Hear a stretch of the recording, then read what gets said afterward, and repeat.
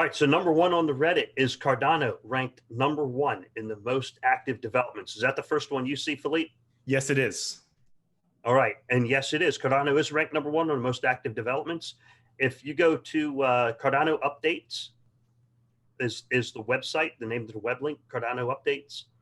You can see the massive number of GitHub commits that are going on there.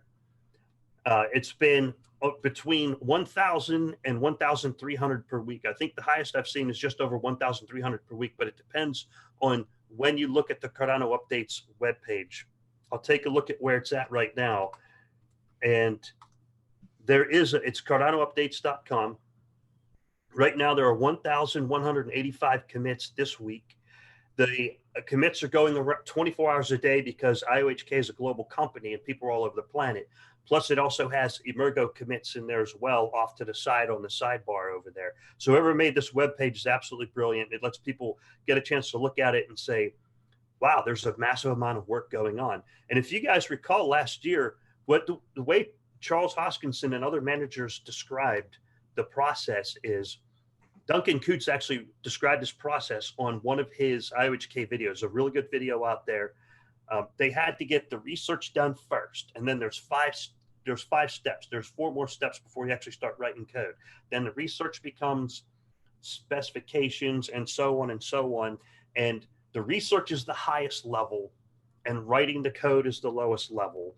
And it has to go through all these steps so that when you write the code is done right and it matches the specifications, and you can go back and verify it. So the formal verification process has many steps in there. Check out that video from Duncan Coutts. If I find that, I'll make sure I get it linked down below in the description. But go ahead, Philippe. What's your take on it? Yes, no, that's 100% accurate. And I'd also like to add that I've heard internally that some of the Cardano teams, so some of the Daedalus team members, they're actually meeting in a central location in Europe. They're going to be working together for the next couple of months. So they're going to be in the same location. So maybe expect the GitHub activity to even increase, because people working in the same location, they don't have the time zone variation, and they'll be able to bounce ideas off of each other in real time. So I think that's very encouraging. And it shows that IOHK is very serious about deploying staking by the end of the year. Yeah, and I think that's a good plan for software development, because software developers, they don't have to work in the same office all the time. As a matter of fact, that's probably counterproductive at some point, because they'll just annoy each other. But I think it's very productive for software engineers to work in different environments to get their work done, where they can get their work done the most effectively.